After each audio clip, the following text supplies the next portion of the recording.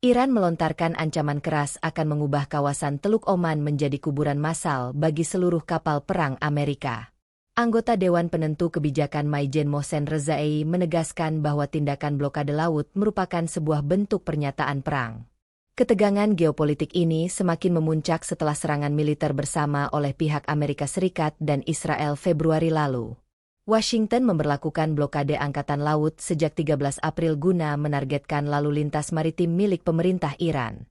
Otoritas militer Teheran sangat menyarankan pasukan Amerika Serikat segera mundur sebelum konfrontasi bersenjata yang fatal benar terjadi.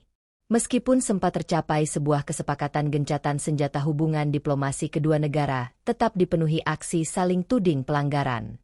Jalur Laut Oman sejatinya merupakan perairan strategis yang menghubungkan wilayah Laut Arab langsung menuju ke Selat Hormuz. Wilayah perairan tersebut membentang luas di antara beberapa negara seperti Iran, Pakistan, Oman, hingga Uni Emirat Arab. Insiden penyerangan pada akhir Februari 2026 memicu gangguan navigasi hebat di Teluk Persia. Mediasi perdamaian yang sempat dipimpin oleh pihak Pakistan di Islamabad sayangnya gagal mencapai kesepakatan politik yang langgeng.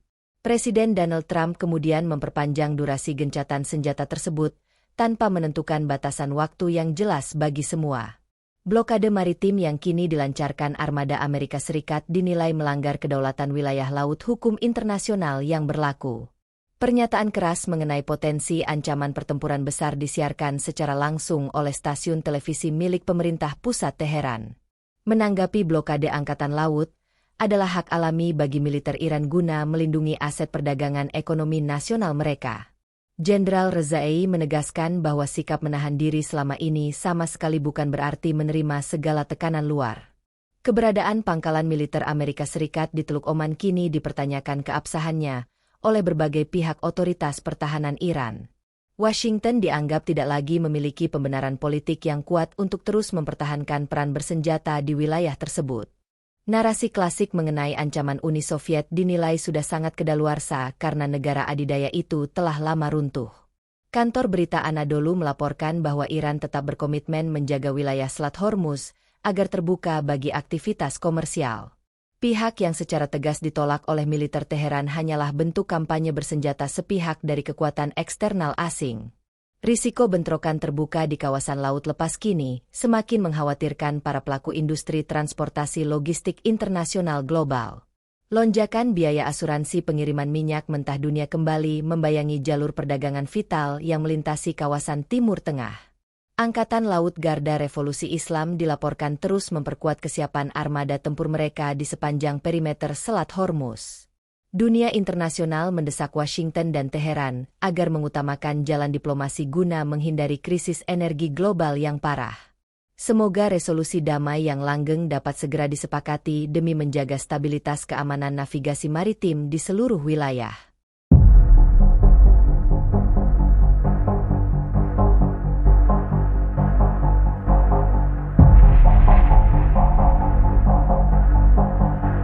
Ketegangan di kawasan Teluk kembali menunjukkan dinamika baru setelah Uni Emirat Arab dilaporkan gagal membujuk Arab Saudi dan Qatar untuk melancarkan serangan militer gabungan terhadap Iran. Penolakan tersebut disebut menimbulkan kekecewaan di pihak Uni Emirat Arab, sekaligus memperlihatkan adanya perbedaan sikap serius di antara negara-negara anggota Dewan Kerjasama Teluk atau GCC. Laporan pada 16 Mei 2026 menyebut Arab Saudi tetap mengambil langkah militer, namun dengan pendekatan yang lebih hati-hati dan terukur.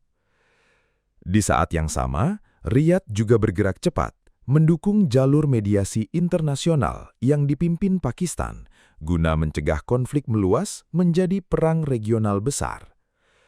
Berbeda dengan itu, Uni Emirat Arab justru dinilai mengambil pendekatan lebih agresif dengan mendorong tekanan militer terhadap Teheran.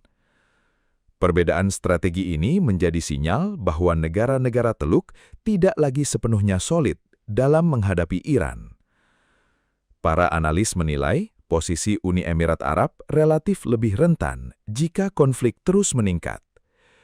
Hal ini berbeda dengan Arab Saudi yang masih memiliki jalur pipa minyak Timur Barat sebagai alternatif distribusi energi jika Selat Hormuz terganggu. Sementara itu, di tengah memburuknya hubungan dengan sejumlah negara Teluk, Uni Emirat Arab justru semakin mempererat kerjasama strategis dengan Israel. Dilaporkan, Israel telah mengirim sistem pertahanan udara Iron Dome beserta personil militernya ke wilayah Uni Emirat Arab. Langkah ini dilakukan untuk membantu menghadapi potensi serangan rudal dari Iran. Perkembangan ini semakin menegaskan bahwa peta kekuatan di Timur Tengah terus berubah, dengan aliansi dan kepentingan yang semakin kompleks. Situasi ini juga memperbesar kekhawatiran akan potensi konflik yang lebih luas jika perbedaan strategi antar negara tidak segera menemukan titik temu.